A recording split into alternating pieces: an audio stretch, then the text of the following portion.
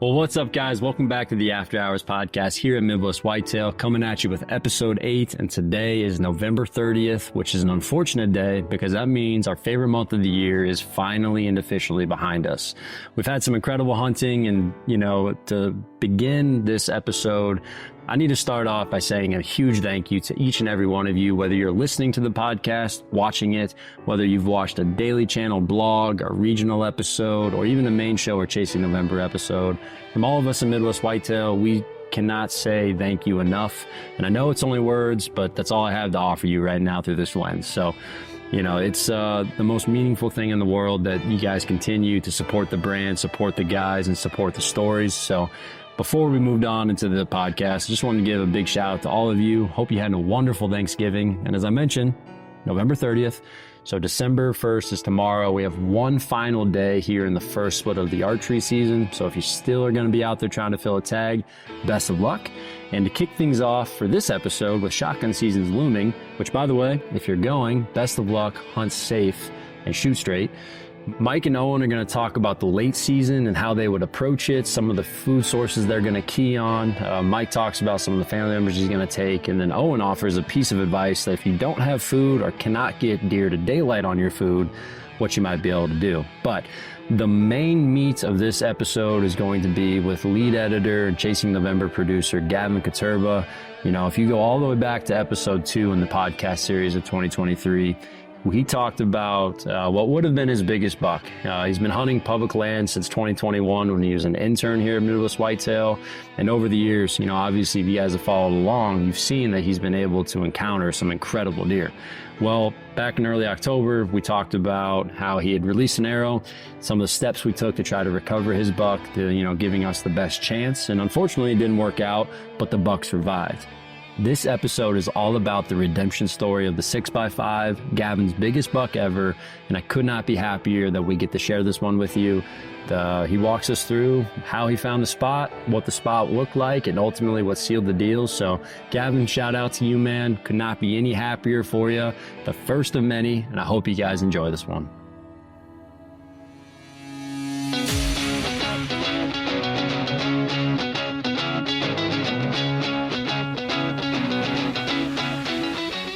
Well, welcome back to the After Hours podcast here at Midwest Whitetail. Today, we have a special guest in Gavin Koterba who's going to bring us an awesome public land story.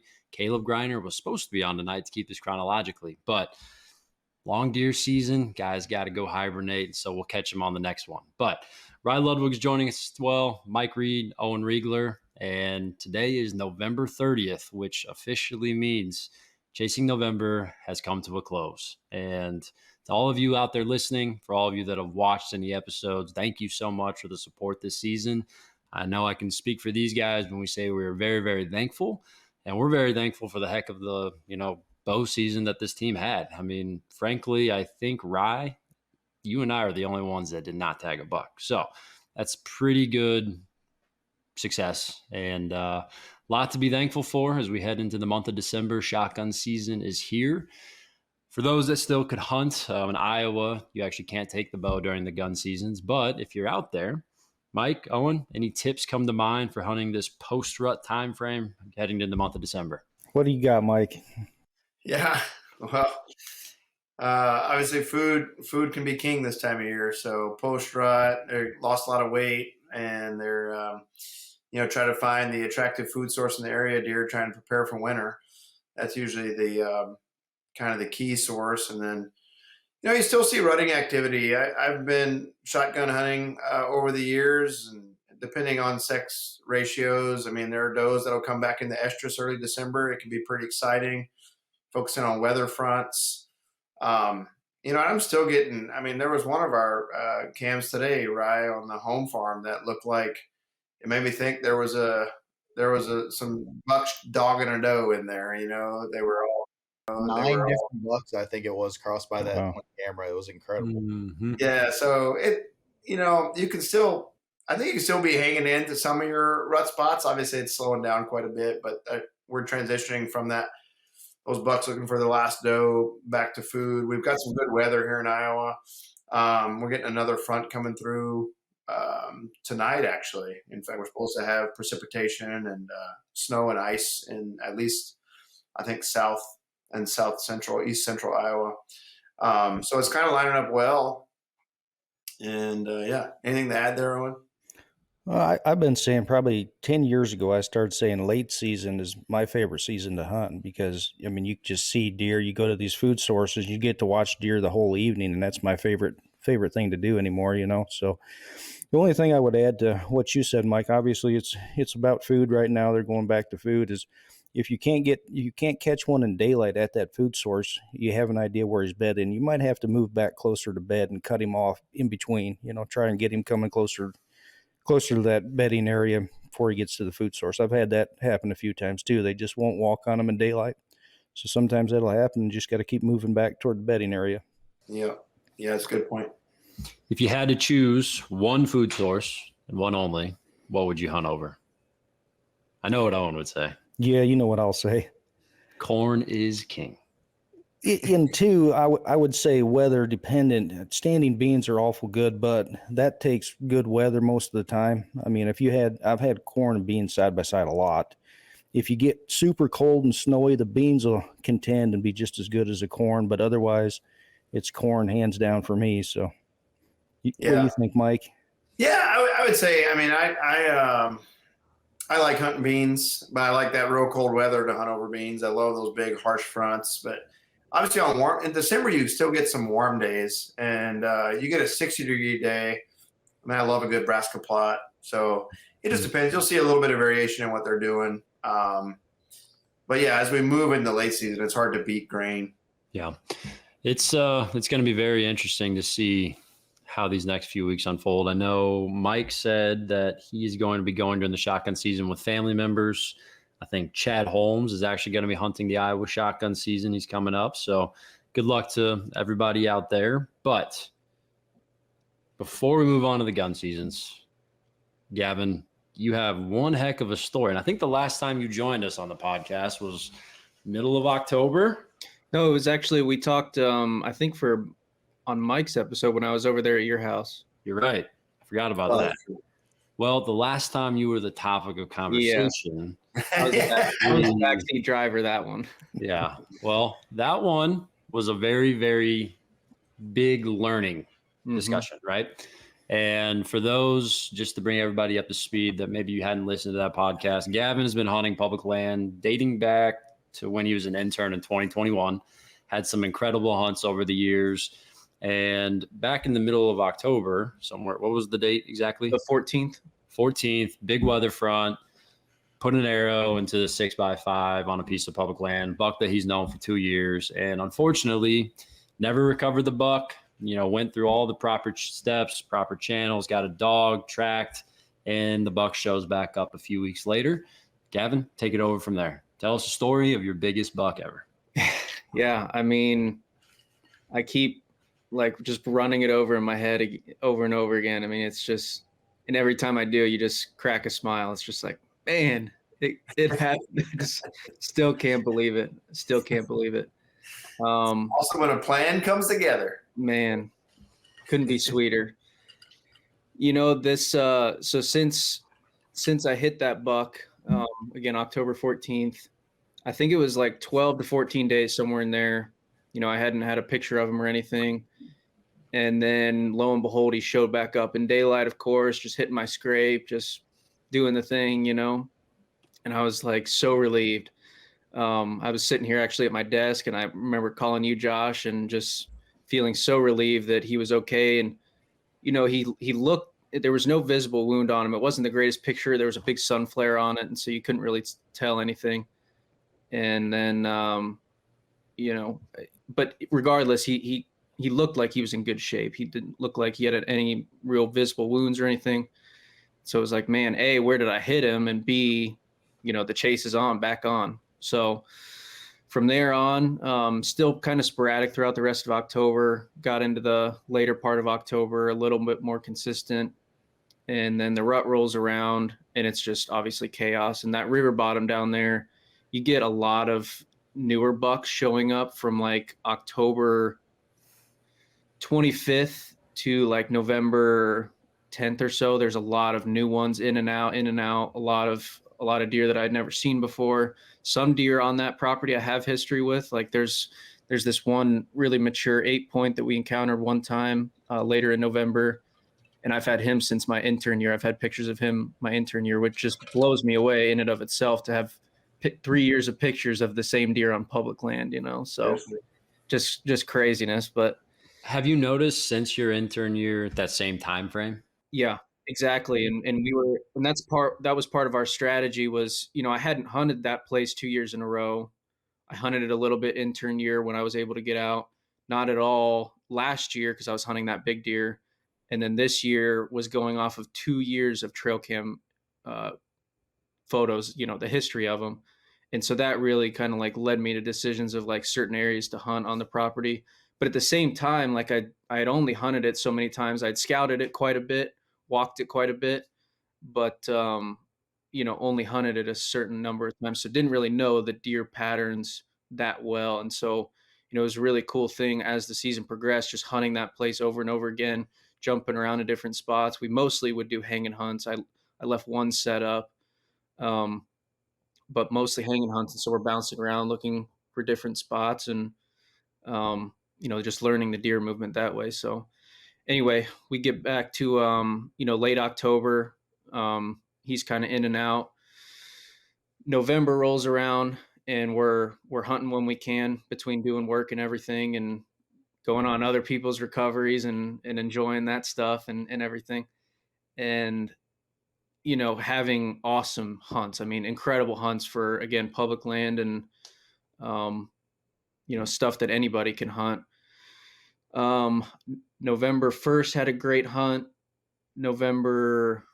I don't even remember the dates anymore, but you know, rolling into that first week historically was always super hot from the first up until really the first 10 days or so. And so we were trying to get out as much as we can. Had this really cool, like 5 deer chase. There was a big mature buck, that had actually broken off his whole left side, I think. And he came booking it through with a doe right underneath us at 10 yards. He was just full tilt running. I mean, there was no chance of stopping him and getting a shot, you know, but, you know, that was really cool. And so we were this one spot I call the crossing. It's just like this big crossing, this big pinch, between the river and this slough that kind of meet at a perpendicular angle and they just funnel right through there. I mean, it's a perfect spot in between 2 bedding areas. So we were hunting that spot a lot and then decided to hunt this brand new spot. Probably sometime in that first week of November was our first time sitting that. We called it the duck pond stand because it's next to this old, like dried up duck pond looking thing. It's just a big open little dip in the terrain, clearly where water pools up in certain, you know, wetter years and everything. And this year it's just grown up into weeds, just this brushy stuff. And we actually use it as access. It's a nice, like, kind of, again, low spot. And so you kind of stay below eye level of the deer that are bedded up in the river bottom, kind of like in the peninsula, Mike, where it's real thick on the ground level, lots of like canary grass and brush piles and stuff like that. Very similar to that. And so we can slip in there and basically at the very end of it, you just pop up in the stand. And basically that stand sets up as like this big, it's next to this huge willow thicket. I mean, it's got to be a 50, 60, 70 acre willow thicket. I mean, it's just enormous. And just thinking about it, looking at it on a map, it's like, man, this has got to be just a major bedding area. And so we keyed in on that spot for that reason, just hunting basically the edge of it where it opens back up into the open river bottom. And again, using that duck pond as access, popping right up, and we're right there in the thick of things. Yeah, it's very interesting to think about, number one, how many references you can make to the river farm. It's almost like every hunt that you're editing. It's like a study map of how could I hunt a river bottom farm? Yeah. But when and I don't want to get ahead too far in the story here, but it's like, here's this 1,000+ acre public land piece of all the same stuff, you know, and that's one thing. It's like, if you look at that thing on the map, you're like, I have no idea where to start. Right. But the spot you're describing, one of the things that sticks out to me is like, it's one of those locations that has the most differentiation in edge. Like every Exactly. side of it is a different habitat. And, you know, when you speak about pinch, do you think that is that something you've noticed or keyed on with that piece? As far as a pinch point, you mean? Yeah, just like, because it's not like on a map, you really don't look at that and go, oh, that pinches something down in the bow range. It's Right. not like a food plot. It's not like a fence gap. Yeah. You know, on a map, I don't think you could go, yeah, there's a pinch point. Yeah. You know what I mean? So when you were scouting, did that play a role in it? No, and it's funny. It's just kind of like one of those spots like I would always walk by, and it's like at the edge of this duck pond, there's like a small opening where it's just canary grass. There's a few trails that kind of crisscross right next to some open timber that butts up then against this just this wall of willows. I mean, it's just like night and day difference, open timber and just willow jungle nastiness. And it's just, again, one of those spots I would walk by. We walked by it. In fact, the day that I went and shot the 6x5 on the 14th of October, we used that same access path but kept going. And I actually walked it in the day before bow season opened, just to look for access. It was a hot day, windy and everything. Went in there midday because the buck was showing up so much on trail camera, and actually like picked this little, it's this little cluster of maple trees, and it's kind of an opening. There's a few red oaks in there, and they were dropping acorns, those little acorns that they drop. And I was like, man, this might be a decent little spot. It was kind of matted down. You could tell deer were in there feeding, and didn't actually end up hunting the tree that I originally marked, but it was right there in that same spot. But again, we were just walking past it up to that point, and then just on a whim one day decided to sit it. You're threading the needle with the wind. It's basically blowing back the way we walk in, a south wind. And so even with that south wind, I mean, you're just in the middle of everything. And so it's so hard to just not have something get downwind, but it still works. It's still a pretty decent setup. And man, I'm trying to think of that first hunt. Yeah, that first hunt was an evening hunt that we had out there, and that was like the first week of November. We had a bunch of younger bucks. The oldest was like a 2.5-year-old type buck, nice little 8-point. But we had like 5 bucks come by the stand, and I was like, man, I mean, they're certainly using this area as a travel route. I mean, I think that duck pond kind of funnels them.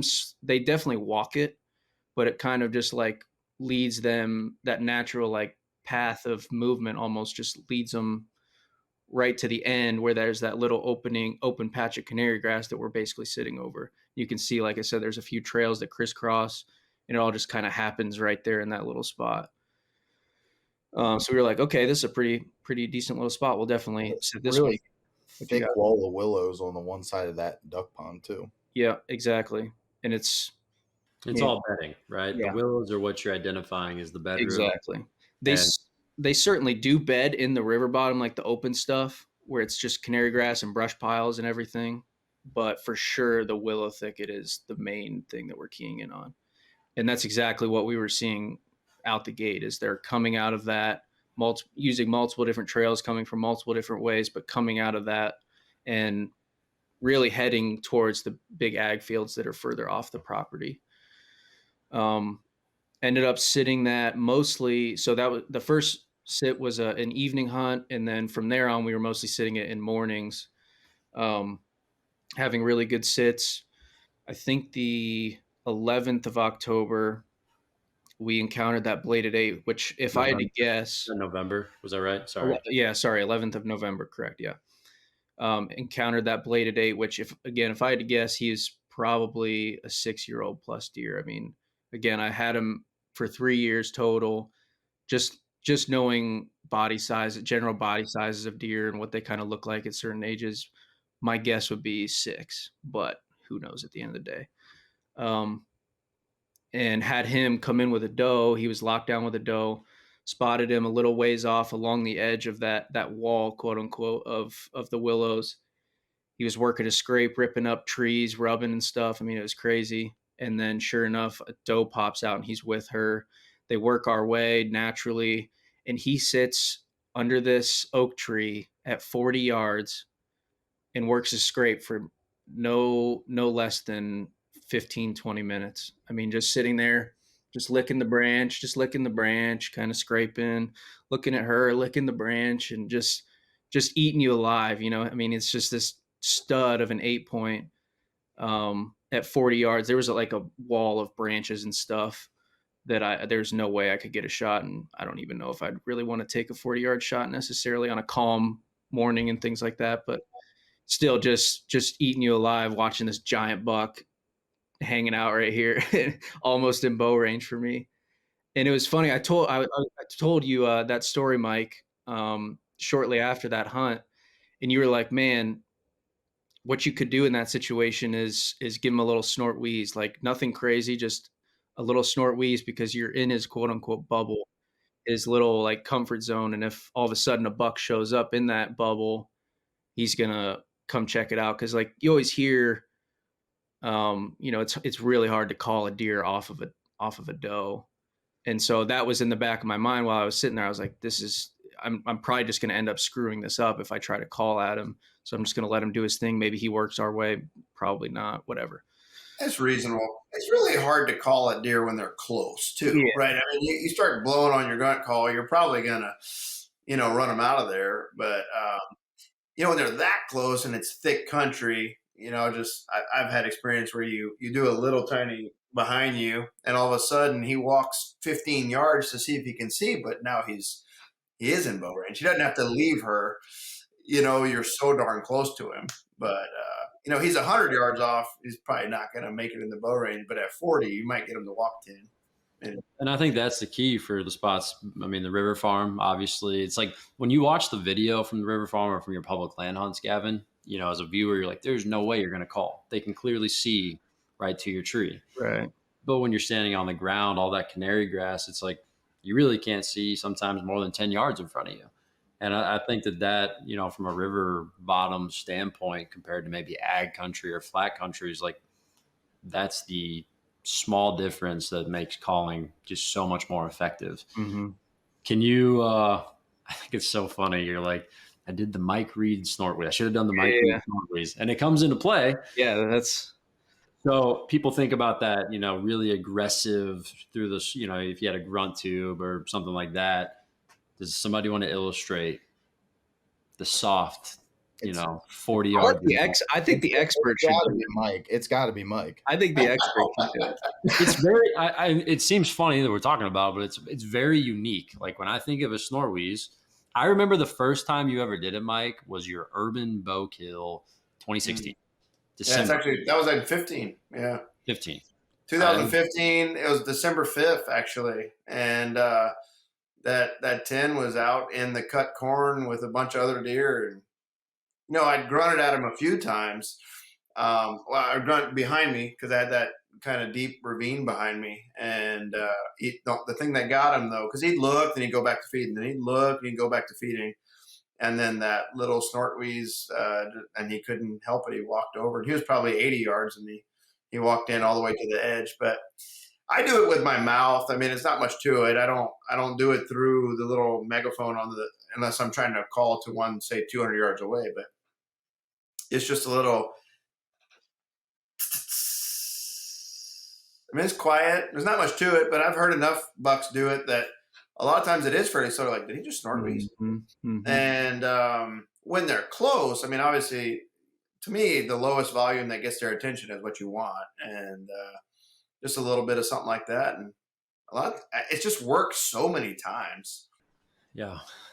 Well, so fast forward, you're in November. Obviously, you're having many buck encounters.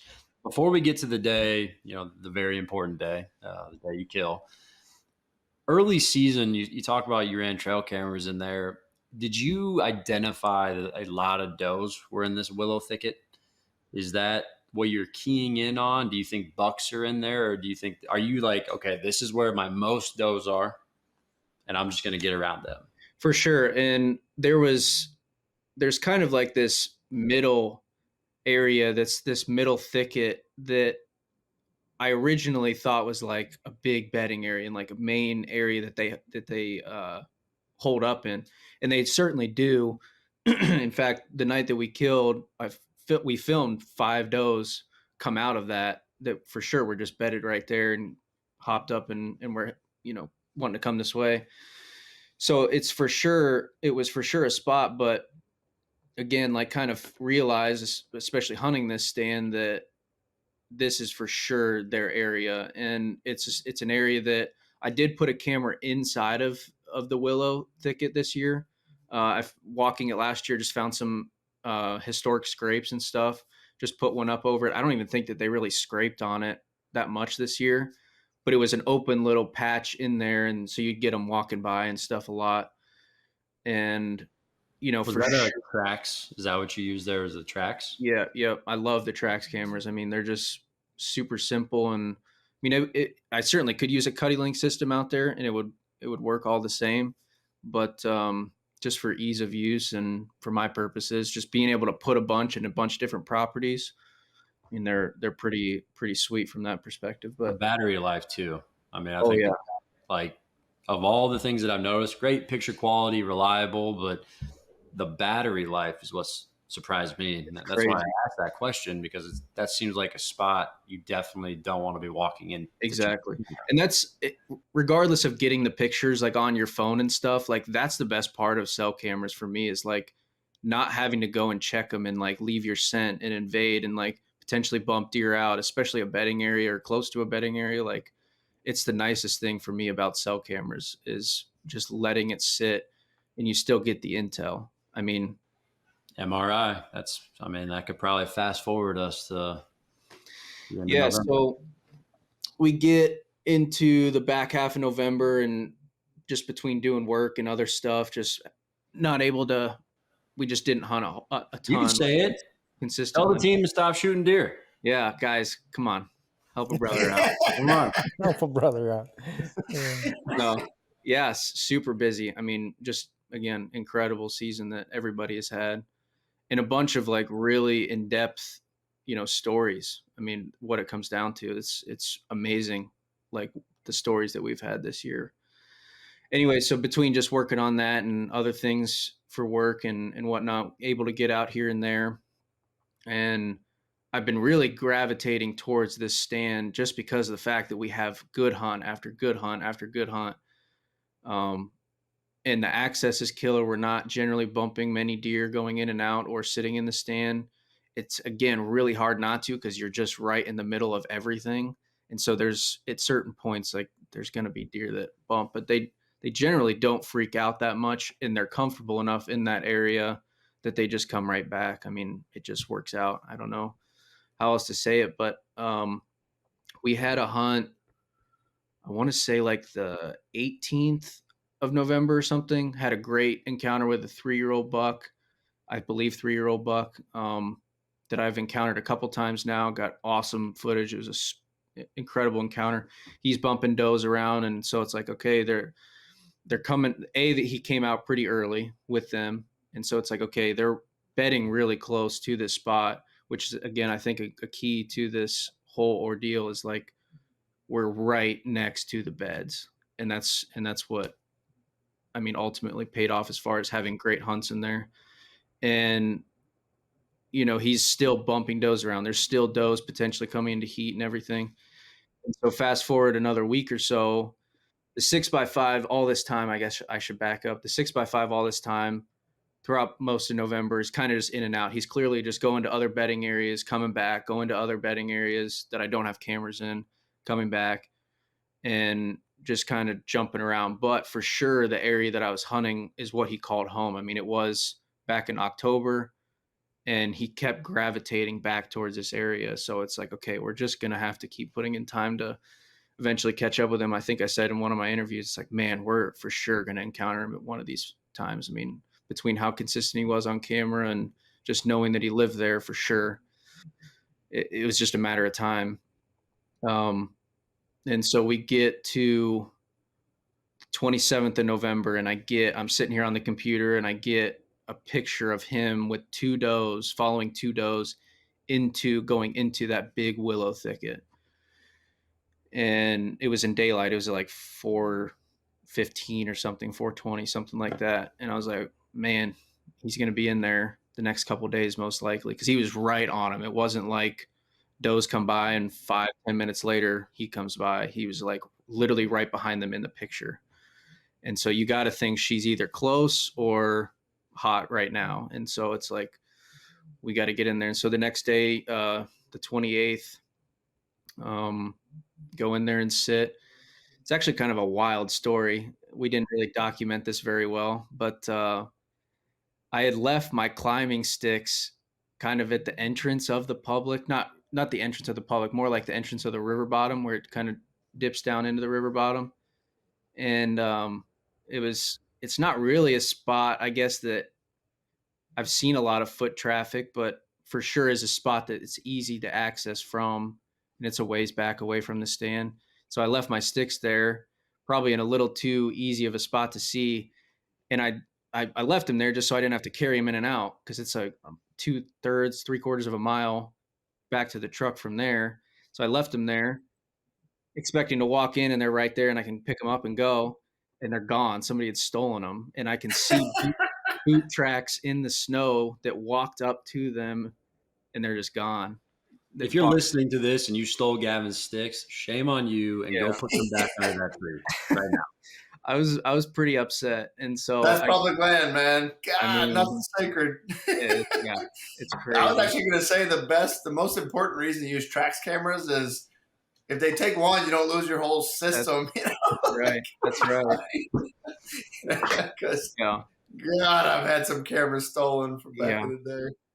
Yeah, not happy, not a happy camper at that point. And so it's like it's like 1:15 or something. No, maybe a little earlier than that, closer to 1:00. And I was like, well, I have this other stand that I've left up all season, and I have climbing sticks that I can easily take down.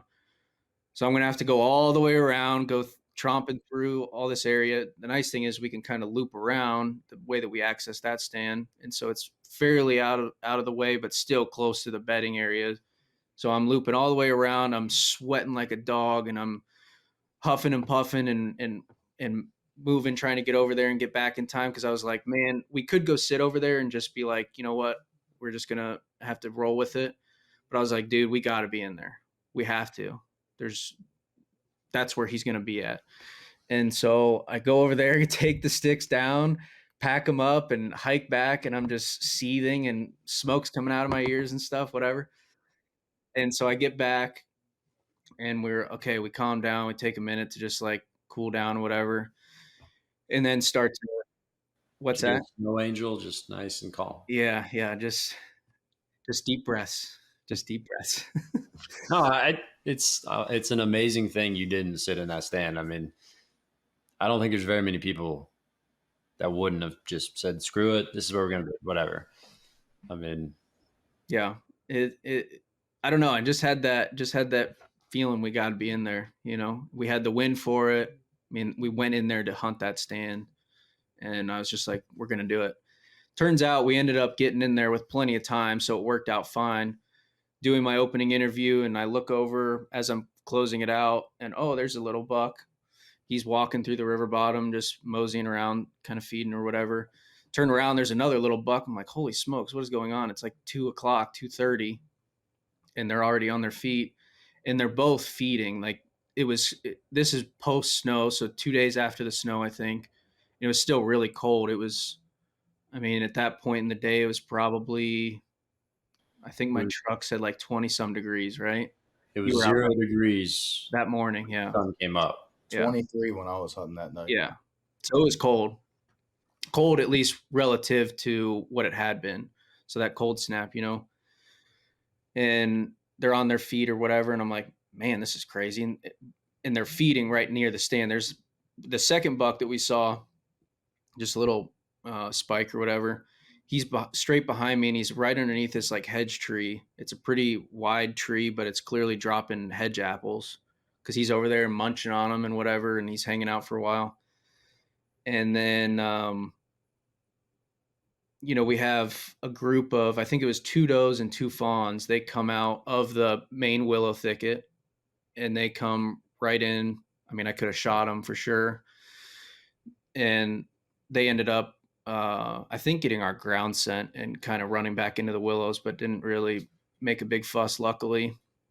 But they were kind of pecking around and feeding and stuff. And it's like, okay, clearly they want to get on their feet early and feed. And this, again, is all before, like, this is like 3:00.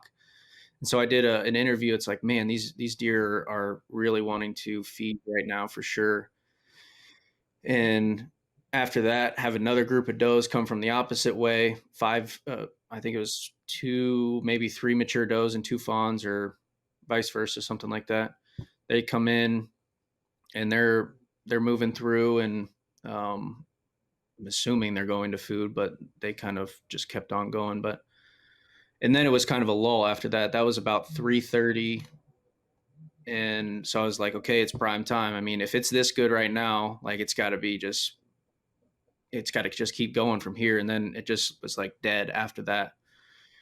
4:00 rolls around, still nothing. And we're just like, man, what the heck? And then I want to say about 4:20, I just spotted doe and a fawn coming out of the willow thicket, the big willow thicket. And just like, oh, there's doe and fawn. Finally, we see some deer on their feet again. And they're just casually walking like nothing, no care in the world. And then they stop and feed for a little bit. And I look behind them, and there's a deer walking behind him with his head down. And I can see a rack moving just behind all the brush that he's walking behind. And so I glass him. I was like, that's a 6x5. And Dragos luckily had just started recording. I go, literally the clip starts, and I say, hey, there's a buck right behind him. And then you can hear me pull up my glass and the wireless audio, opening my bino harness and whatever. And I go, dude, that's the 6x5. And he goes, what? Whatever he says. And we get on him, and he comes out right behind him, lets out like two of those like deep tending grunts where they like brr, brr, like that sort of thing, those longer grunts. I'm like, man, it is on. This is sweet. And the problem was, those does had came out about 50 yards away, and they were heading away from us. Like they were going to go pass through and probably go out to ag or whatever. Turns out they just stopped and fed in this little area. Again, there's those hedge apple trees. There's little bits of vegetation still growing, versus the willow thicket. It's all canary grass and willows. Like they're not going to be eating in there. So they come out to this little open patch of timber, and there's just like little bits of vegetation and stuff. And that's what all the other deer were doing up to that point. And they came out and did the exact same thing. And so he's going by and he's following them. And I'm like, man, he's just going to walk on by and we're screwed. Turns out he just stops at that hedge tree where that other little buck had been feeding. And he just sits there for like 15 minutes, and he's just picking his head up, and you can see a big old apple in his mouth, and he's just munching away and whatever and doing his thing. And there was a little buck that came out. He kind of pushed him off, whatever. And then he finally is just like slowly working his way, and he ends up with his head behind the tree, and the trunk of the tree is big enough to cover his entire head. And so I was like, man, why not let a snort wheeze out and see what happens? Because it's funny, I had just edited the Fitzmagic show, and I just had seen you do. I don't know if it was in one of the hunts, Mike. I don't know if it was. You know what? I bet it was the day you encountered him 3 times. You snort wheezed at him as he's walking down the lane there to go out to the ag fields, and he stops and he's pawing the ground and stuff. I was like, I'm gonna try the old Mike Reed snort wheeze and see what happens. What do you have to lose? Sun's going down. It's November 28th. Let's hear it. Should I even try to replicate it? Oh yeah. Listen to Rye. Rye's just I gotta live through you guys with these stories. Gave him the old Nice. And again, his head was fully behind this tree, and so we can't see any sort of change in his body language. He still kept his feet in the same spot. And Dragos even says, like, I don't know if he changed his body language or anything. I don't know if he heard you. And then no sooner after that, he wheels all the way around and he's looking our direction. It's like, he for sure heard that. And he pins his ears back immediately and he just marches. And it's in the canary grass and it's cold and everything's frozen. And so it's loud and it's and he's just marching, stops and looks once, and then just keeps on coming. And he's not coming in the little opening, the little canary grass opening that I mentioned earlier that we're kind of set up for. He's coming straight behind the stand, and there's one, it's just this like row of maple trees. So it's like this total blind spot to shoot from where he was at, but he's coming behind us and there's just an opening where another major trail kind of comes through right underneath the stand. And there's just an opening in the trees that I can shoot. He's coming right behind there. I range it at 25, the more or less trajectory that he's going on. And he just keeps on marching, just really does not stop, just wants to come mess up whatever, just snort wheezed at him. And comes back behind us, stop him right there in the exact spot I had ranged. And, settled in everything and shot him. And I mean, I will say this, backing up to like when he's sitting there feeding, I was sitting there shaking. Dragos took a clip of the broadhead in my, as I was just holding my bow, and it's literally like this. Like I was like convulsing.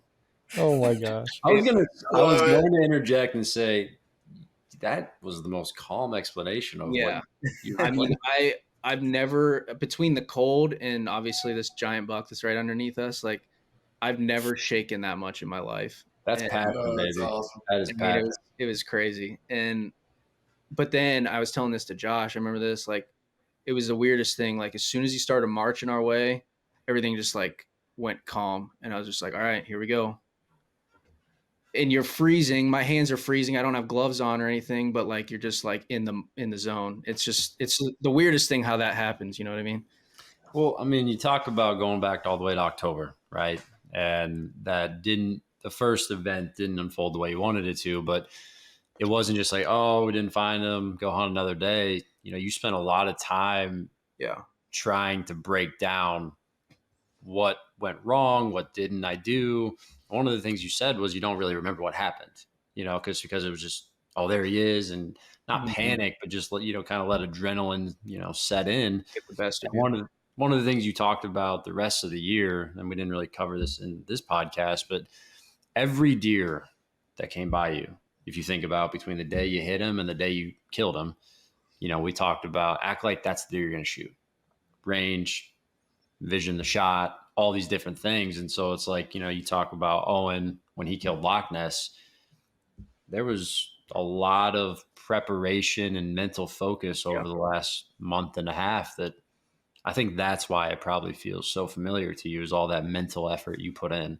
Yeah. And I don't think that should go unspoken of. And really, I mean, if there's somebody out there listening to this, it's like, I just panic, I have buck fever. It's like, use every deer you see, act like it's the one you're going to try and kill. And, eventually maybe that starts to become more of a muscle memory.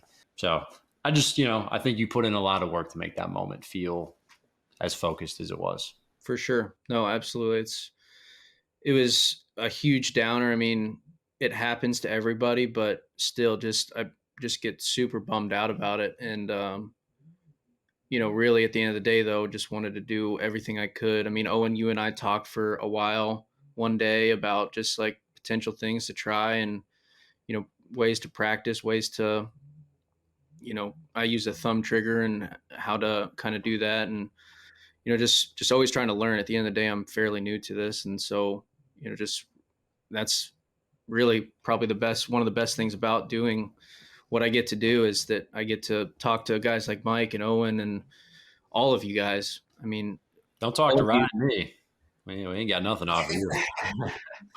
No, that's what I mean. Like, all of you guys have something to say and some sort of perspective that, either somebody else doesn't, or it just like resonates differently or whatever. And, all those different things kind of combine, and it just elevates your ability to learn so much more. And I mean, I couldn't be more grateful for that, for all of you guys, for everything we've talked through over the days and weeks and whatever. So, and it all ended up working out. So It wasn't exactly like the cleanest series of events after that. The shot just right off the bat, if you just see where the shot hits him, I mean, it looks like it's dang near close to the heart. And the thing is though, is after the shot, he runs a good, I don't know, 60, 70 yards, stops, looks back, and Tails flagging, clearly alert. yeah, yep. And then he tucks it, kind of takes a few steps, a little uneasy, and then turns the other way and jogs off, tail tucked, and we lose him about 100 yards away, going into this other thicket. And we're like, man, just super uneasy about it. I mean, if you don't see him go down, it's like you just really don't know what to think. And obviously, with everything that had happened the first time around, it's like, man, I hope I didn't mess this up again. And so we talked to everybody, talked to Josh and Rye right after, and kind of got a game plan. Ended up just coming back to the house and looking at the footage, trying to, at the end of the day, with the camera screen, like you can only see so much. It's just so small. So putting it on the computer really helps just to get a better idea. And at that point, we still were thinking like, man, that had to have clipped heart. Like it's right there. But the thing with it is the arrow it didn't pass through or anything. It's in a spot where if it hit the heart, you would have thought it would pass through, but it stopped. It probably got a good, I don't know, what would you say, 12, 15 inches of penetration? Something Yeah. like that. I mean, based on the video, being able to take Yeah. it frame by frame, we matched up the part of your arrow we could see. And yeah, I mean, it's right around a foot probably of penetration. I mean, at the end of the day, the video, you watch it in full speed and you're like, oh man, he should be dead. But it's just like anything. I mean, we talked about it the first podcast. Let the deer's body behavior tell you what you need to know. Just because you think it's heart, well, his reaction didn't match it, right? Now, granted, I mean, we talked about it. The deer I killed last year, shot him in the heart. It was the bottom, and he lived for another 25 minutes. And so we thought maybe that was the scenario. I mean, basically, we just made the same decisions. Go let the blood tell us. The snow was there, so that was really helpful. Yeah. I mean, definitely not the way we thought it was going to go, though. No, so we go back in. It's probably 2.5 hours or so. I don't know, something like that after the shot, and maybe more like 3. And Josh and Rye were nice enough to come out, a couple of the interns and everything, and of course Dragos. And we go out there and we find good blood. I mean, 30, 40 yards after the site of impact, starts bleeding pretty decently. And so we're like, man, all right, here we go. Find where he stopped, I think, found a good little pile of blood, and then follow it into the thicket and everything. And it starts getting a lot more sparse and like down to like pin drops. And we're just like at a point where we're like, okay, where is it? Where is it? Oh, there it is. We're taking our time and everything. And eventually we lose it in that thicket. So we're like looking around, trying to find the track that he's on. That was, again, the nice thing about the snow is you could see the actual tracks, follow his tracks as well as the blood. And so we, just not wanting to screw anything up in the dark. It's like, I mean, shoot, he could have been 20 yards away and we would never see him type of thing. And so it's like, let's just come back in the morning. It's going to be plenty cold enough. Well, we found the beds too. I mean, that's, Yeah. I mean, at the end of the day, a heart shot, no matter what, it shouldn't get less, right? Like, right. Again, process of elimination. We figured out pretty quickly we're not dealing with the heart shot here, right? Yeah. And then the second we got to those beds clustered so close, it was like, all right. I mean, it's like it was terrible. It was so hard to leave. You're like, gosh, it has to be. The video, it's like he's got to be dead. Yeah. But we backed out. I mean, like that. Just let the blood tell you. Don't let your emotion or what you think. The blood doesn't lie. And especially with snow, I mean, you would have thought that would have been the easiest track job in the world. But when Gavin says pin drops, it's like literally the smallest of specks in snow. So, if we're talking leaves, we're not seeing any of this blood. Mm-mm. I mean, to go back the next morning. Yeah, the snow was a complete blessing. Yeah, so we go back in the next morning. it was supposed to warm up. So we tried to get in there first thing and get right after it. Get back to more or less where we found the last blood, and we picked up. Because you had an Onyx track. Yeah, right? I had the track, marked a few spots along the way as we were like, okay, here's last blood. And then we ended up finding more, go a little bit further, mark another spot, blah, blah, blah. And end up getting back on it pretty quickly. I mean, it didn't take us back. Yeah, it was a lot easier to see the next speck in daylight. Exactly, sure. Yeah. Still following pin drops, but we were able to follow his track a little bit better too. He kind of was veering off those main trails. And make a note that we're following entry here. You can definitely see it's on the right side only. Yep. And then, it's decently easy to follow as far as just they're pin drops still, but they're fairly consistent. So we get to a point where we're just like walking at a decent pace, like blood, like able to follow it pretty decently. We actually cross over the trail that we walk in on to go into that area, like the main access path. We cross over it and go into this thicket. I'm like, man, he made a loop all the way around.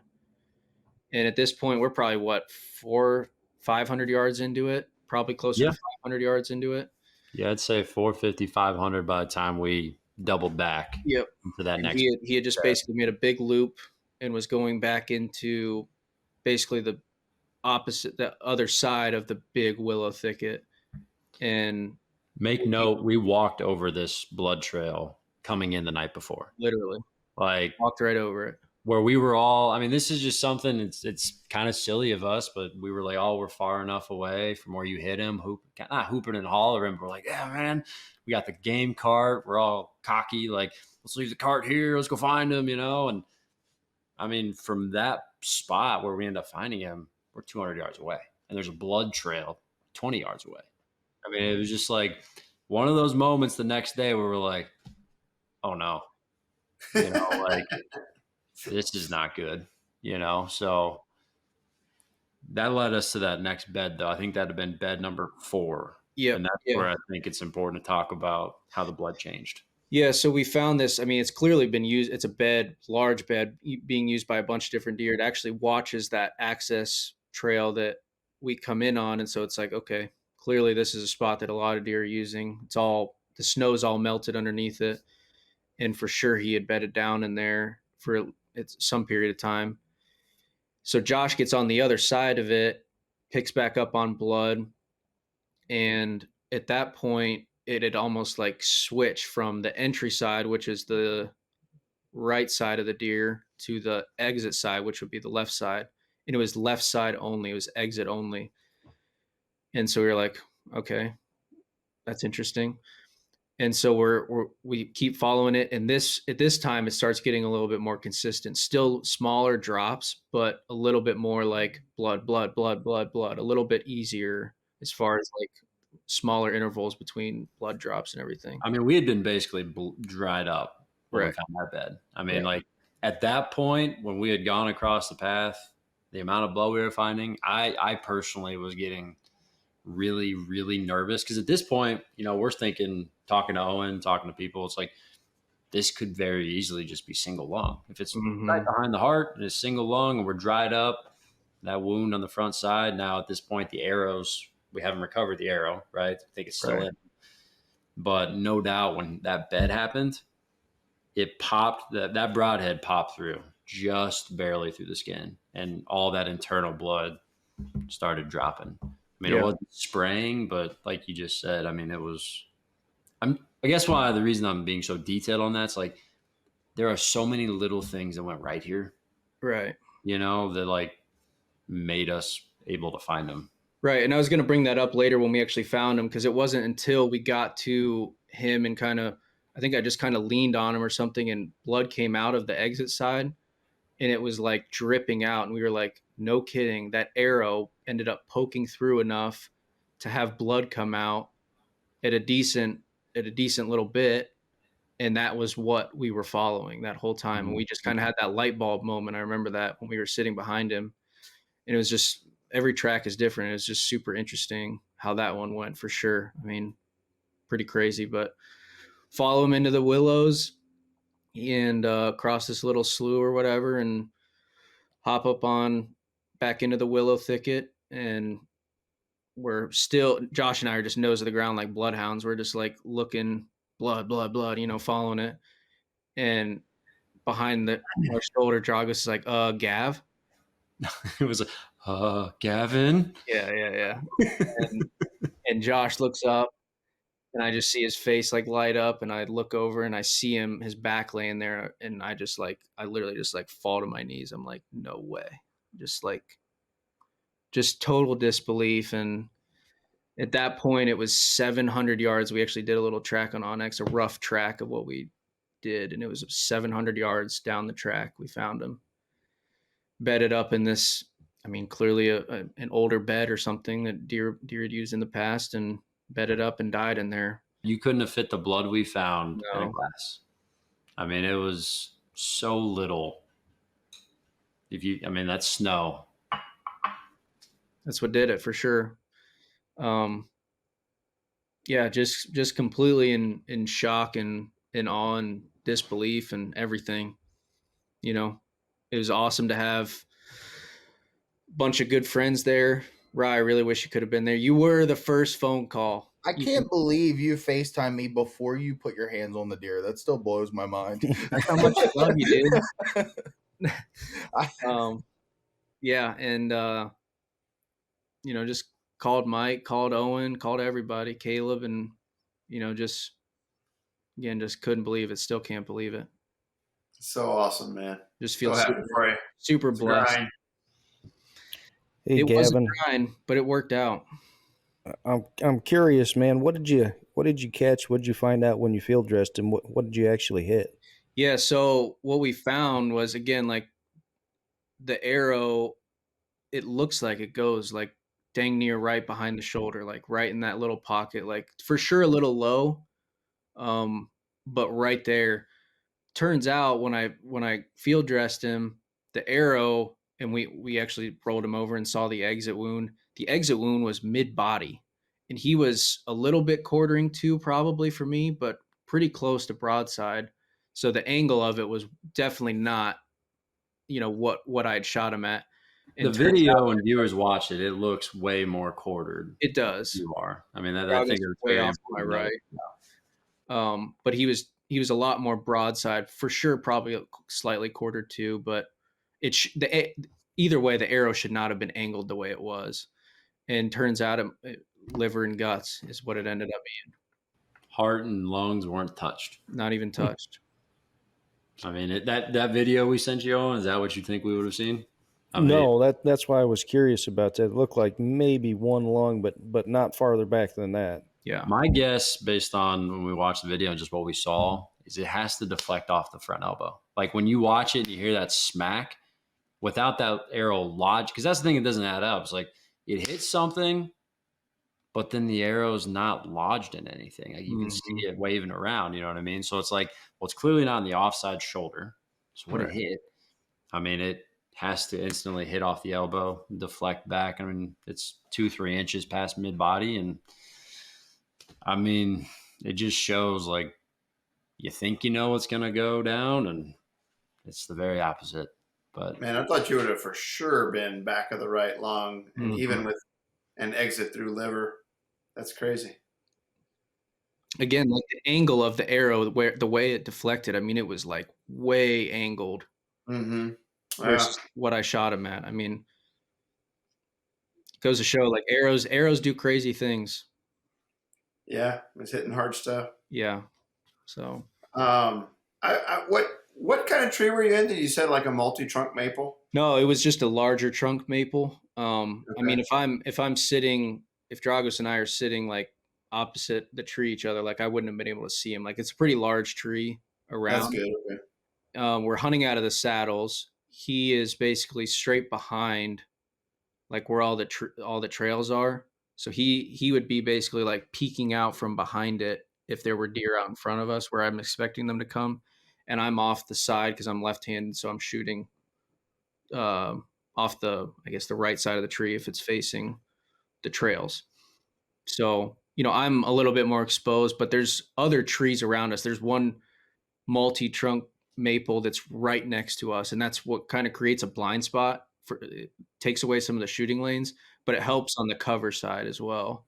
Yeah, one of the tough things about the river bottom is, it's cottonwoods and maples, and they lose their leaves so early, and they don't, those multi-trunk maples are one of the best things you can find, save for occasional pin oaks and things like that. So I was just curious what you're in, because I'm always going to the top to try to hide, because you hang a little low, and which I've been doing with Bella.